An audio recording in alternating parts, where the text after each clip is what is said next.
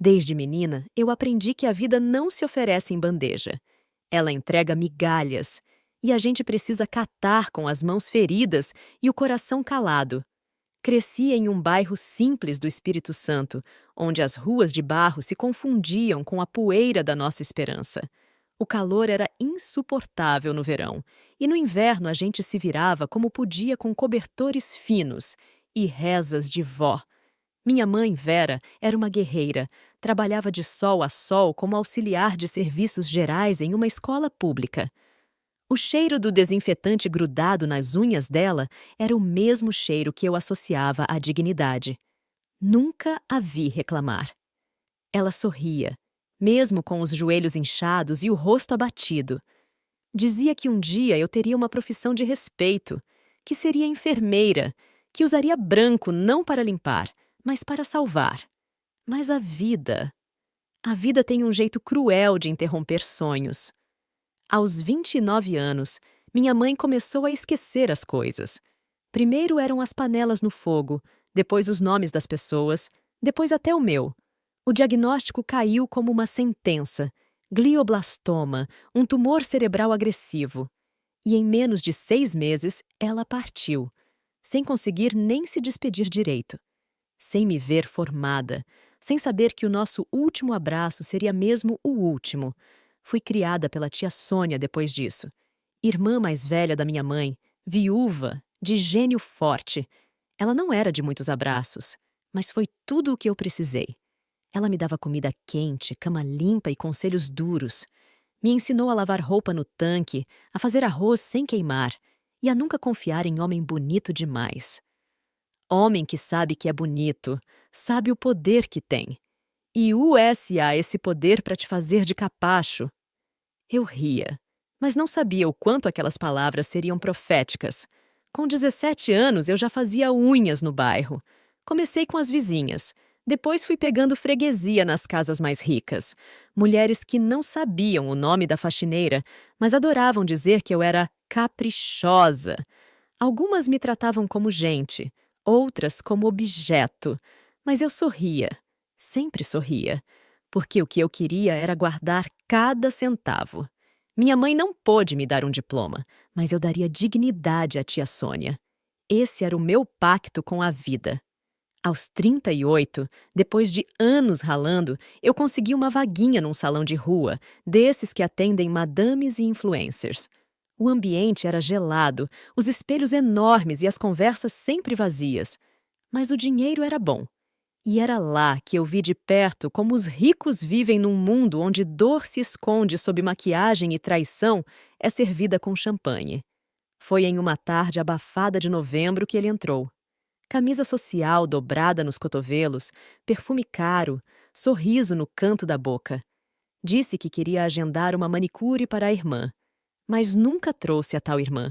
Voltava toda semana. Trazia café, elogios, histórias inventadas. Me dizia que adorava minha voz, que minhas mãos eram delicadas, que meu olhar era diferente. Refúgio. Era esse o nome dele. Parecia poético demais. Mas eu, burra feito uma flor que se abre no meio do deserto, acreditei. Começamos a sair. Ele me levava a restaurantes que eu só conhecia por ouvir as clientes do salão comentarem.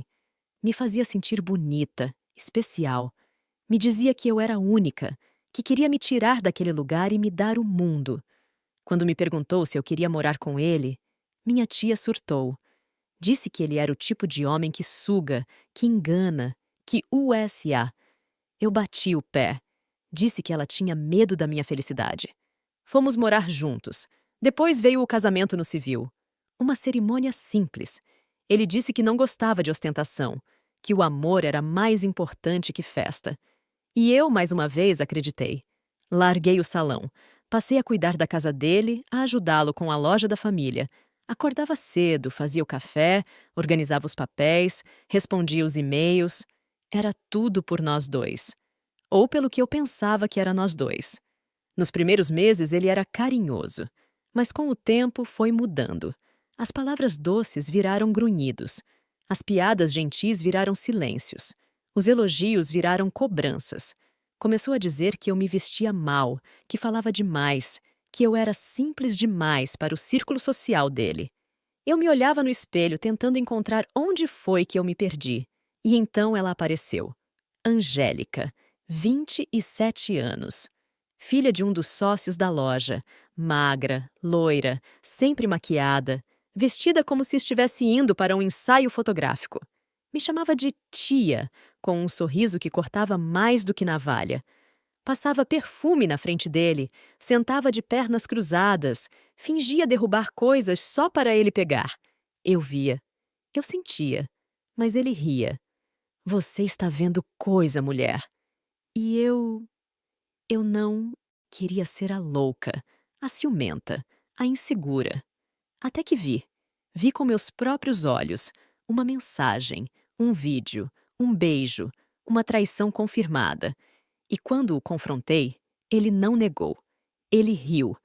Disse que eu deveria me sentir grata, que ao menos ele estava sendo sincero, que não aguentava mais minha rotina de pobre. Minha alma se quebrou ali, e a mulher que existia em mim começou a despertar. Na semana seguinte ao confronto, Refúgio não dormiu mais em casa. Levou apenas uma mala e uma camisa passada às pressas. Disse que precisava de um tempo, como se eu fosse um peso que ele precisava tirar das costas para poder respirar. Não chorou, não hesitou. E pior, sorriu de canto, como quem sente alívio por se livrar de uma obrigação. Fiquei ali, plantada na porta com os olhos secos. Já não havia lágrimas, apenas uma quietude sufocante, um silêncio que pesava mais que qualquer grito. 2 dias depois, ela apareceu. Angélica. Não se deu nem ao trabalho de fingir respeito. Chegou à minha casa com uma bolsa de marca pendurada no braço, óculos escuros no rosto e um sorvete nas mãos. "Oi, tia", ela disse, como se estivesse entrando numa loja. Olhou ao redor como quem avalia um imóvel velho e, com um suspiro fingido, disse: "Nossa, não sei como você aguentava viver nesse lugar abafado." Fiquei paralisada. Ela se sentou no sofá, cruzou as pernas devagar, lambendo o sorvete com elegância estudada. Olhou para mim com uma expressão de pena forçada. "Eu só vim buscar umas coisas dele. Ah, e te avisar que sábado vai ter um jantar com os investidores da loja. Você, claro, não está convidada. É um evento para pessoas de presença, sabe?" Quis responder. Quis berrar. Mas algo me fez recuar.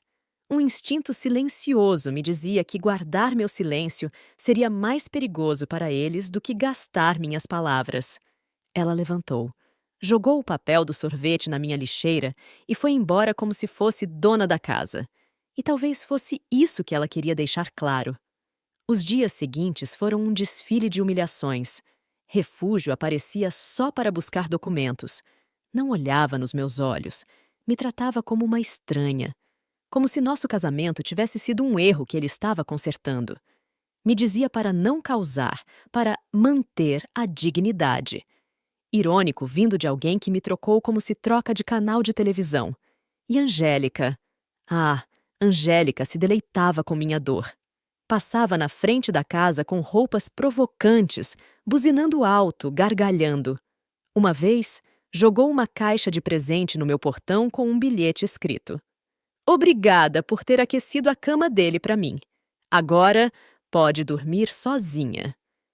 Dentro da caixa, um par de sandálias minhas. As que eu usava quando fazia unha no salão. As que eu mesma havia comprado depois de juntar dinheiro por 2 meses. Estavam rasgadas. Me ajoelhei no chão da varanda. Não chorei pelas sandálias. Chorei pelo símbolo. Por entender que eles queriam apagar quem eu fui. Me rebaixar, me diminuir, me reduzir a nada. Minha tia Sônia apareceu no dia seguinte. Tinha um jeito de adivinhar quando eu estava destruída. Sentou-se comigo no quintal, tomou café em silêncio. Depois me olhou firme. "Você vai levantar. Vai levantar tão alto que eles vão se arrepender até do bom dia que te deram. Mas agora não faça barulho. Finja que está derrotada. Deixe eles pensarem que venceram." Abracei aquelas palavras como quem agarra uma corda jogada em alto mar. Fiquei dias em silêncio. Nenhum escândalo, nenhuma resposta. Apenas fui ao cartório. Pesquisei nomes, revisei contratos, fiz cópias, assinei papéis e esperei. Enquanto isso, Angélica intensificava o jogo sujo. Certa noite, ela invadiu o jardim com um grupo de amigas bêbadas, todas filmando com o celular. Gritavam: "Olha a ex do refúgio aí, gente!" E gargalhavam como hienas em festa. Uma delas jogou uma taça de vinho contra minha parede. Outra gritou: "Essa casa tá com prazo de validade, hein? Tá velha igual a dona!" Fui até a janela. Olhei fixo para Angélica. Ela me encarou com arrogância e disse: "Tô morando com ele agora, dormindo na cama que era sua. Ele diz que nunca gostou de você, que só ficou por pena. E agora? Vai fazer o quê, velhota?" Meus dedos tremeram, minha boca secou, mas novamente me calei. Fechei a cortina, respirei fundo, voltei para o quarto e anotei uma data no caderno. Na manhã seguinte, fui à casa da tia Sônia. Entreguei um envelope com todos os documentos que eu vinha reunindo. "Guarde isso. No momento certo, eu aviso." Ela me olhou com aquele brilho nos olhos. Não precisou perguntar nada. A guerra estava declarada. Mas seria uma guerra silenciosa, estratégica, implacável. E eu não daria um único tiro antes da hora certa. Naquela noite, antes de dormir, olhei para minha cama vazia. Passei a mão no lençol frio e jurei, em voz baixa: "Vocês me empurraram para o fundo do poço." E foi lá que eu encontrei uma escada. Era uma sexta-feira de céu nublado. O vento passava entre as frestas da casa como um sussurro de aviso, mas eu não sabia ainda o que me esperava. Passei o dia recolhendo minhas roupas do varal, organizando as gavetas que Refúgio havia deixado reviradas, tentando, de alguma forma, colocar ordem em uma vida que já estava em pedaços. No fim da tarde, recebi uma mensagem. Era dele. "Preciso que vá até o celeiro. Tem algo vazando no encanamento. Está perigoso." Celeiro. A propriedade da família dele era grande. Antigamente usada para armazenar produtos da loja, hoje estava quase abandonada. Fiquei desconfiada, mas a curiosidade me venceu. E por um instante, a voz fraca do meu coração ainda queria acreditar que talvez ele estivesse tentando conversar. Tentar reparar algo. Peguei um casaco grosso e caminhei para lá. O vento já estava cortante e o céu parecia pesar sobre mim. Ao abrir a porta do celeiro, não vi ninguém. Dei alguns passos e então, de repente, senti um impacto brutal no lado do rosto. Um murro seco. Meu corpo caiu como saco vazio no chão de madeira suja. Um gosto metálico encheu minha boca. Senti o mundo girar. Abri os olhos e vi Angélica. Ela estava acima de mim, com as mãos fechadas, olhos dilatados e uma fúria animalesca estampada no rosto. Sem dizer uma palavra, ela agarrou meus cabelos e começou a me arrastar como se eu fosse lixo. Meu casaco se rasgou. Minha pele ralou no chão. Tentei gritar, mas ela tampou minha boca com uma força que me fez engasgar. Quando finalmente me largou em um canto do celeiro, eu mal conseguia respirar. Ela fechou a porta com violência e prendeu com uma corrente de ferro. Depois olhou para mim com o desprezo mais puro que já senti na vida e cuspiu no chão ao meu lado. "Morra aqui dentro", ela disse. "A ele não se importa com você. Nunca se importou. Você era só um tapa-buraco até eu aparecer." Fiquei imóvel. O frio começou a tomar conta do meu corpo. Ela se aproximou novamente e, num tom de deboche insuportável, completou: "E sabe o que é pior? Ele me ajudou a bolar isso. Disse que se você passasse uma noite no escuro e no frio, talvez aprendesse a ficar no seu lugar." Ouvi o barulho da corrente sendo trancada. Ouvi a voz de Refúgio do lado de fora, ecoando com sarcasmo. "Muito bem, amor. Agora sim vamos dormir em paz. Me deixaram ali, sozinha, trancada, como um animal indesejado, como algo que precisava ser descartado." As horas seguintes foram um tormento. O chão gelado parecia absorver meu calor e devolvê-lo como facas. Tentei me levantar, mas minhas pernas falhavam. O lado do meu rosto estava inchado, latejando. O escuro me envolvia como um pano preto e sufocante. Só o som da minha própria respiração e o vento entrando pelas frestas me faziam companhia. Pensei que fosse morrer ali. Lembrei da minha mãe. Lembrei da tia Sônia. Do salão. Das unhas que fiz com tanto cuidado. Das sandálias rasgadas. Das humilhações. Das noites em que dormi sonhando com uma vida digna. E agora? Eu era jogada dentro de um celeiro como um bicho doente. Mas então algo mudou. Não sei explicar se foi a dor, o frio ou a humilhação em excesso. Mas de dentro de mim nasceu uma força que eu não conhecia. Uma força que não gritava, que não se desesperava. Ela apenas se ergueu, como uma mulher que se levanta do luto, como uma deusa da própria fúria. Sentei-me devagar. Apoiei as costas na parede. A dor ainda pulsava, mas agora ela alimentava minha determinação. Aquela seria a última vez que eu seria derrubada. A última vez que eu olharia de baixo. A última vez que alguém teria o prazer de me ver no chão. Me concentrei. Fechei os olhos e comecei a ouvir. O vento, o ranger das correntes, a madeira, e lembrei que o celeiro tinha uma pequena abertura em uma das janelas superiores. Se eu conseguisse subir até ali, poderia sinalizar, pedir ajuda. Mas não naquela noite. Meus músculos já não respondiam, então decidi esperar. Mas não esperando com medo.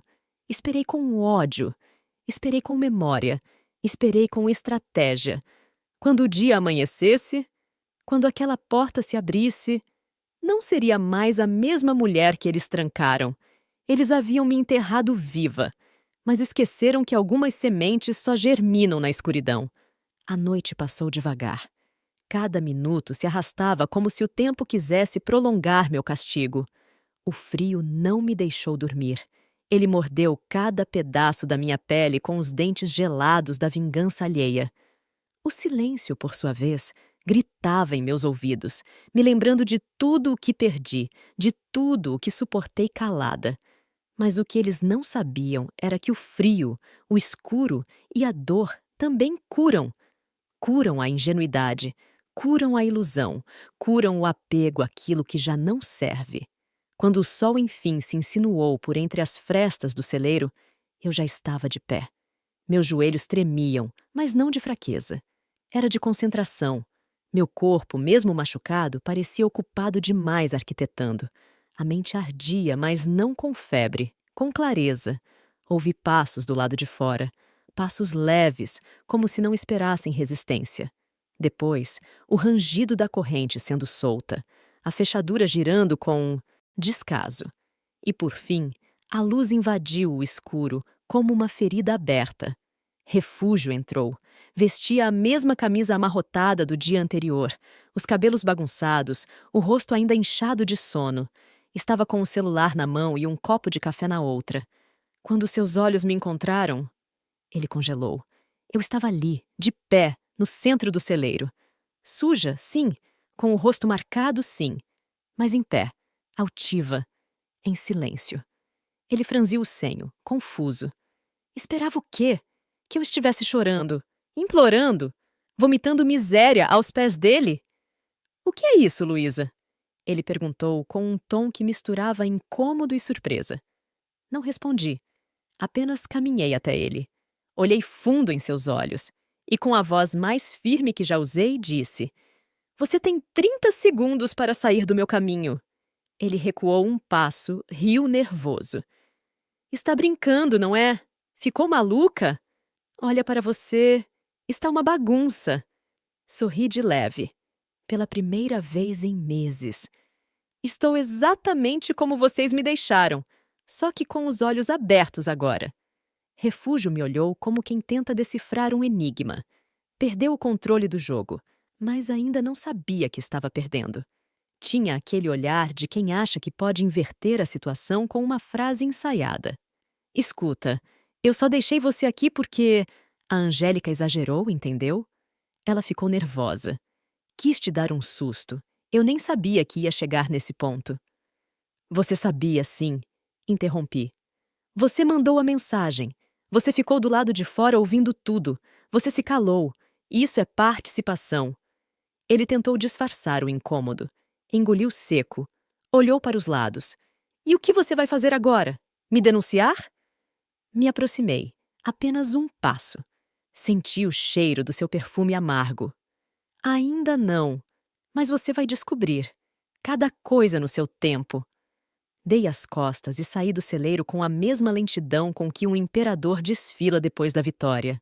O frio ainda me acompanhava, mas por dentro algo queimava. E era maior do que qualquer ferida. Era o poder da consciência. Caminhei até minha casa. Tirei as roupas sujas, entrei no banho e deixei a água escorrer sobre meu corpo como um ritual. Lavei cada pedaço como se estivesse tirando deles as marcas que me impuseram. Vesti um vestido leve, azul, o mesmo que usei no nosso aniversário de casamento. Me olhei no espelho e me vi como não via há muito tempo. Viva!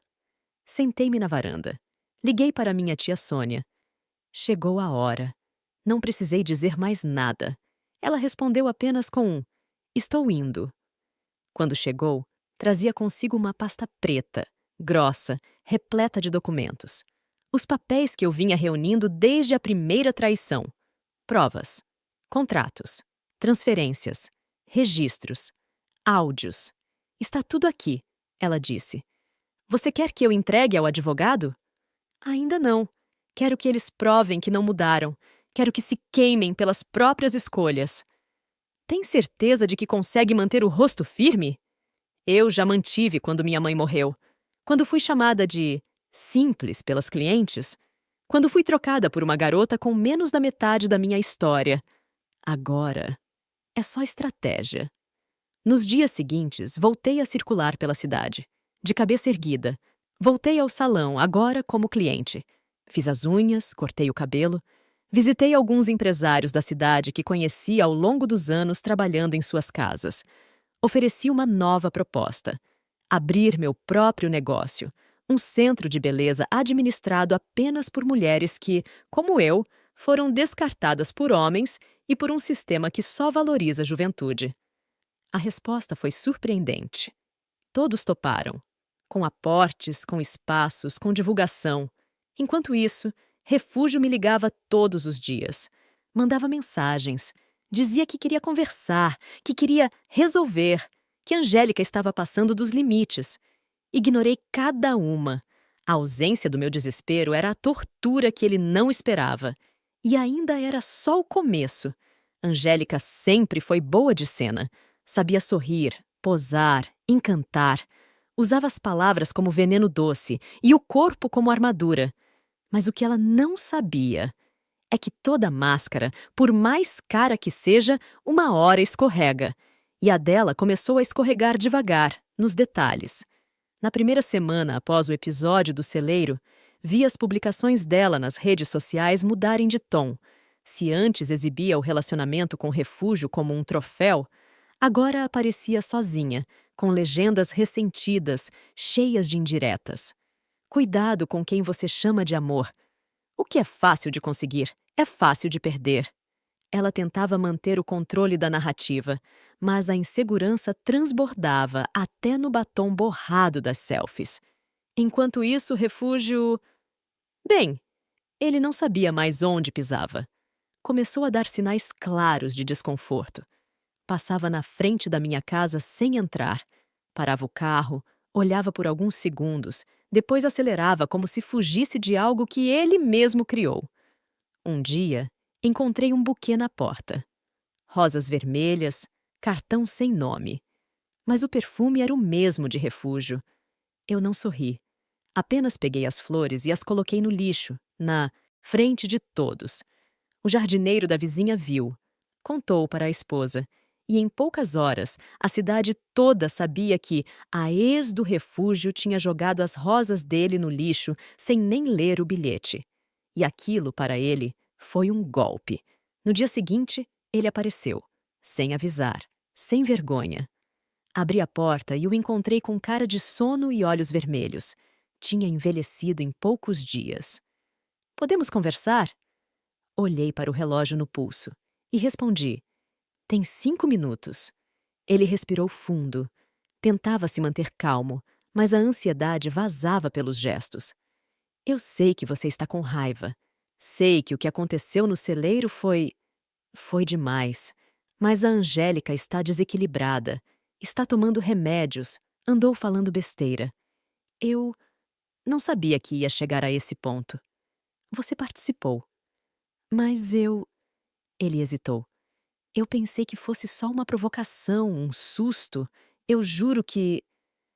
Você não jura mais nada, interrompi. Você perdeu esse direito. Ele passou as mãos no rosto, frustrado. Escuta, eu estou tentando salvar as coisas. Eu errei. Mas. Nós temos história. Não dá para apagar assim. Olhei bem nos olhos dele. Pela primeira vez, sem dor, sem raiva, apenas com um certo cansaço. Quem apagou foi você. Eu só aceitei o que sobrou. Antes de sair, ele disse algo que me acompanharia pelos próximos dias. Você está armando algo, não está? Porque está calma demais. Fechei a porta sem responder. E ele estava certo. Eu estava armando. Mas não como eles fariam. Eu não queria escândalo. Eu queria justiça. Enquanto isso, Angélica começou a ruir por dentro. Recebi uma ligação anônima. Uma mulher com voz trêmula disse que trabalhava com ela em uma agência de eventos e que a moça havia perdido o controle com uma cliente importante. Gritou, jogou um copo na parede, chamou a mulher de velha metida e foi demitida na mesma hora. Ela está surtando, Dona Luísa. Vive falando de você, a mulher disse antes de desligar. Naquela mesma noite, tia Sônia me entregou os documentos finais. Agora, o dossiê estava completo. Fotos da agressão, prints das ameaças, gravações escondidas de conversas em que Refúgio e Angélica debochavam do que haviam feito comigo. Ela me olhou com seriedade. Está tudo aqui.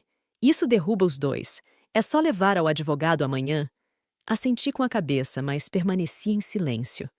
Naquela noite, sentei-me no meu quarto e reli cada página do que haviam feito comigo, cada prova da dor que carreguei no corpo e na alma, e percebi que eu não queria apenas justiça legal. Eu queria que eles sentissem o mesmo vazio, a mesma exclusão, a mesma impotência.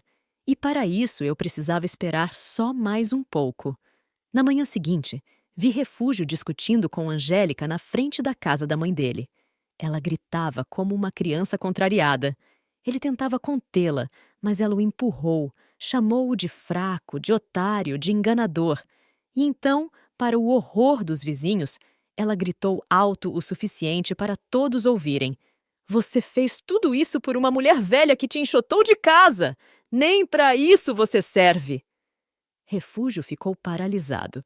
Olhou ao redor e viu que todas as janelas estavam abertas, que cada olhar da vizinhança o atravessava como uma flecha. Naquele momento, ele percebeu. A humilhação estava só começando, e não havia ninguém para defendê-lo, nem mesmo ela. Dizem que vingança é um prato que se come frio. Mas não é verdade. Vingança tem que ser servida morna, no ponto exato entre a memória da dor e o sabor da justiça. Quente demais, cega. Fria demais, perde o gosto. E naquela manhã, eu sabia. O ponto estava perfeito. A humilhação pública entre Refúgio e Angélica havia se espalhado como fogo em palha seca. Em menos de 24 horas, toda a vizinhança comentava o escândalo. Donas de casa, comerciantes, até os rapazes do posto riam da cena. Refúgio, que sempre teve orgulho da própria imagem, não saiu de casa por 2 dias. Já Angélica, ferida no ego, começou a atacar desesperadamente em todas as direções. Publicava fotos antigas dos dois, legendas falsas, insinuações de que estavam mais fortes do que nunca. Mas a cidade já não acreditava. O circo tinha pegado fogo e ela estava cercada de cinzas. Na manhã de sábado, vesti minha melhor roupa. Um blazer azul marinho, calça de alfaiataria, salto discreto e cabelo preso em um coque elegante. Entrei no escritório de um dos melhores advogados da cidade. O mesmo que certa vez tentou me contratar para cuidar das unhas da esposa. Desta vez, Ele me recebeu de pé. Dona Luísa, não esperava pela senhora, mas é uma honra. Entreguei a pasta de documentos e provas sem uma palavra. Ele a folheou em silêncio. Página por página, sua expressão mudava.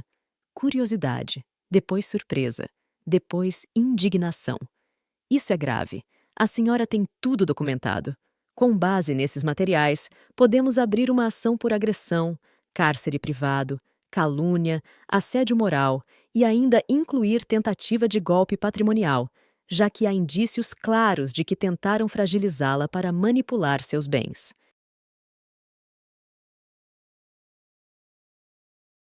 Apenas assenti. E como deseja prosseguir? Quer discrição ou quer impacto?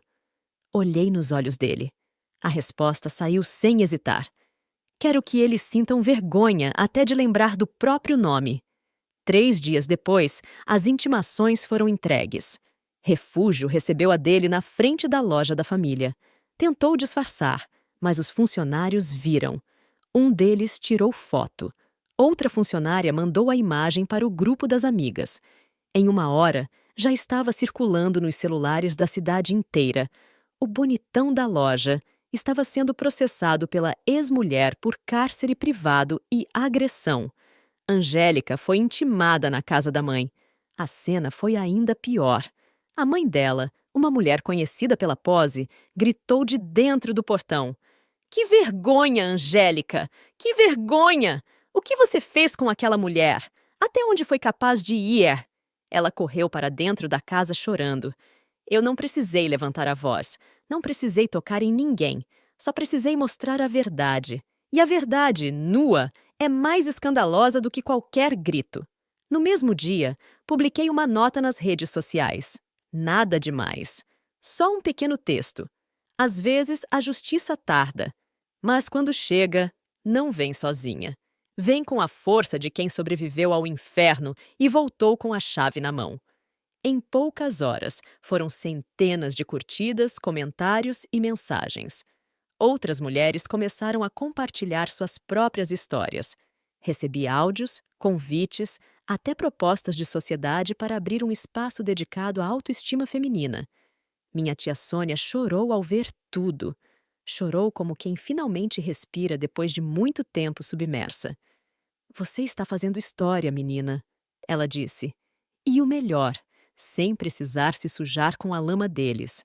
Mas a melhor parte ainda estava por vir.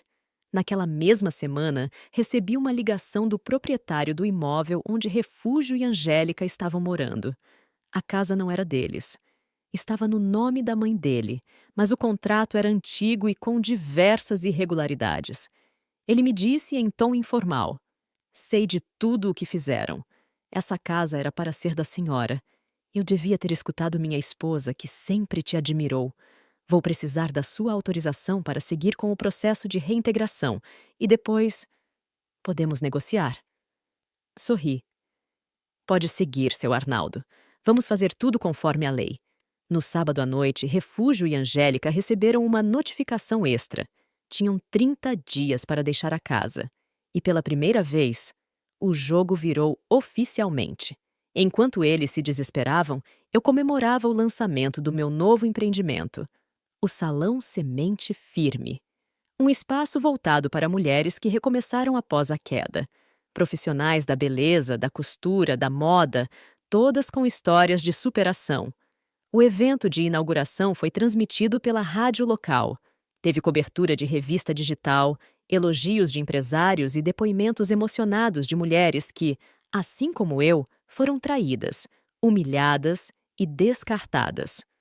No final da noite, sozinha, olhei para o céu estrelado do Espírito Santo e disse em voz baixa: "Agora sim, minha vingança começou a respirar.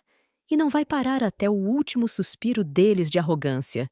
Refúgio sempre foi um homem de imagem, vivendo de aparências, de elogios encomendados, de poses ensaiadas. Mas ninguém ensina a um ator o que fazer quando o palco desaba. E o palco dele estava em chamas.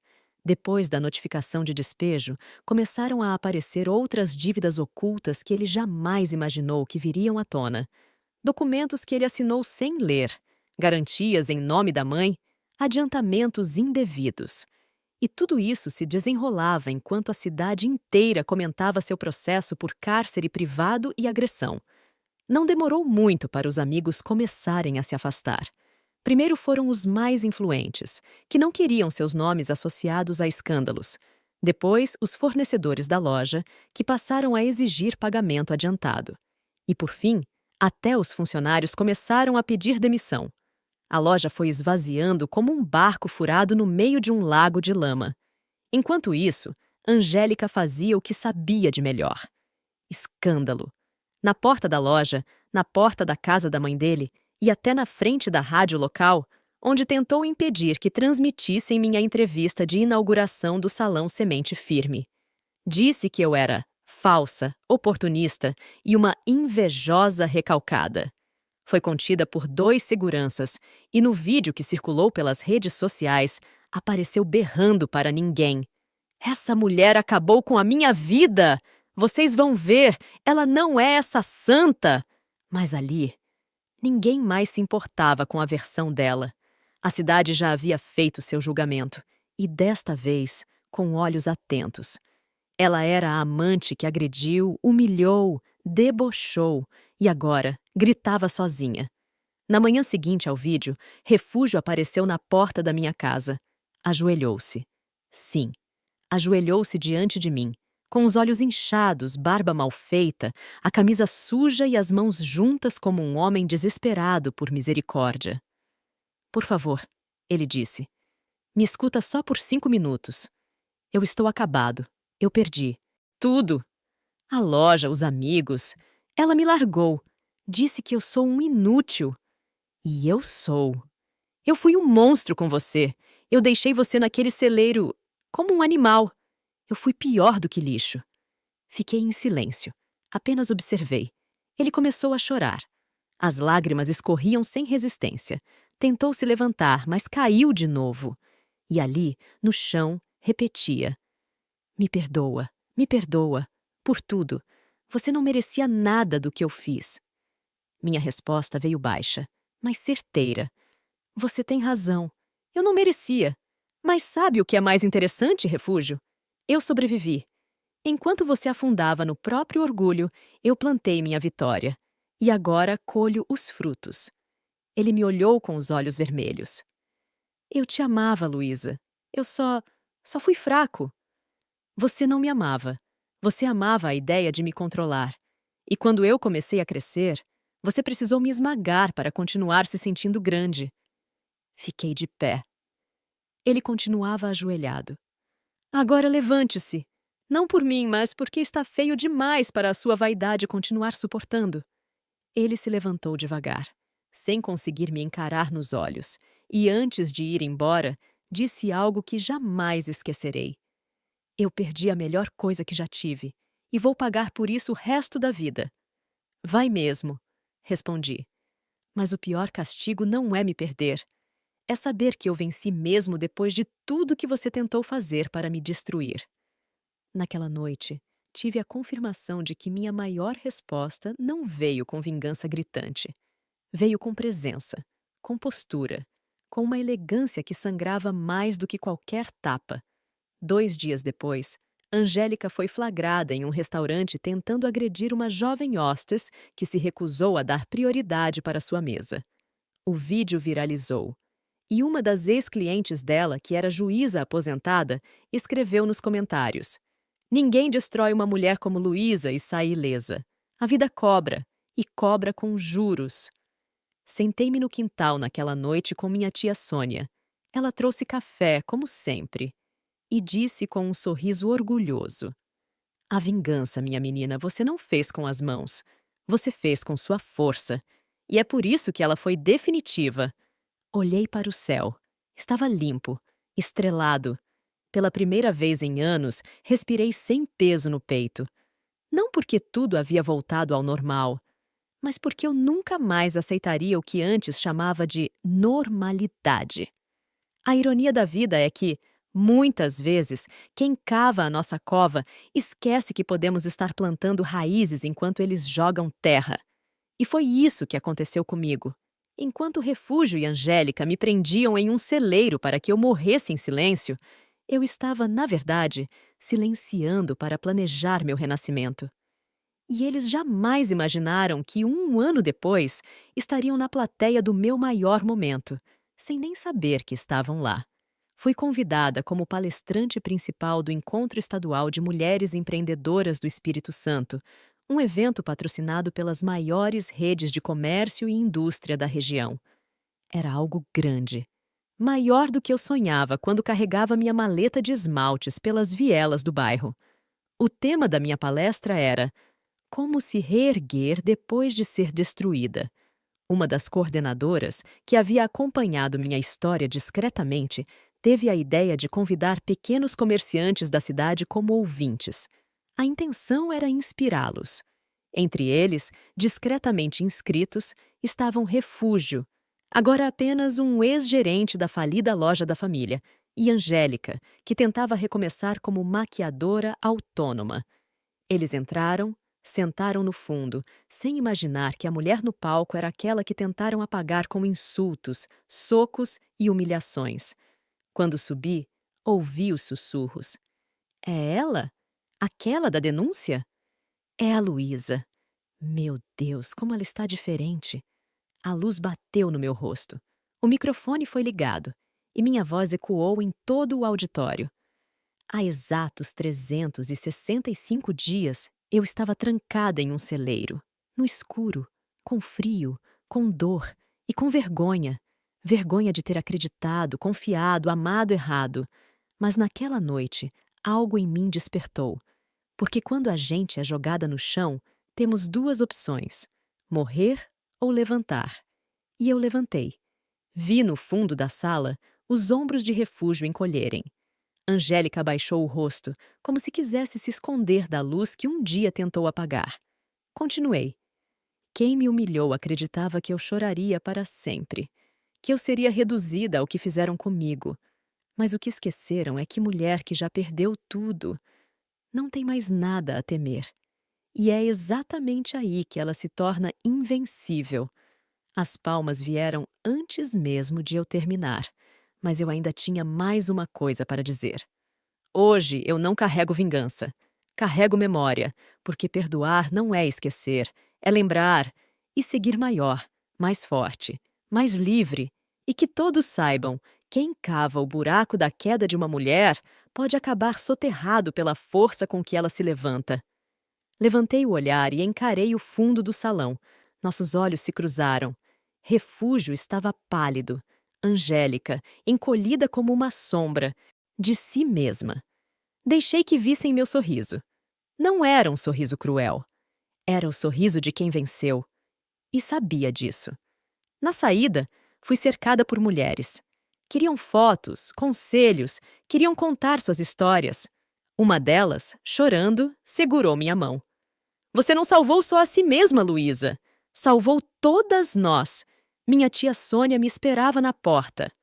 Olhou nos meus olhos e, com a voz embargada, disse: Eu vi você nascer 2 vezes. A primeira, quando sua mãe te pôs no mundo. A segunda, quando saiu daquele celeiro em silêncio, mas com a alma gritando por justiça. Naquela noite, sozinha no meu quarto, abri minha velha agenda. A mesma onde escrevi anos atrás. Um dia, tudo isso vai servir para algo. Sorri, fechei os olhos e dormi em paz, porque enquanto eles acharam que eu tinha morrido no celeiro, eu estava, na verdade, escrevendo o final da minha história. E desta vez, com tinta indelével, assinada com minha liberdade. Gostou do vídeo? Deixe seu like, se inscreva, ative o sininho e compartilhe. Obrigada por fazer parte da nossa comunidade. Até o próximo vídeo.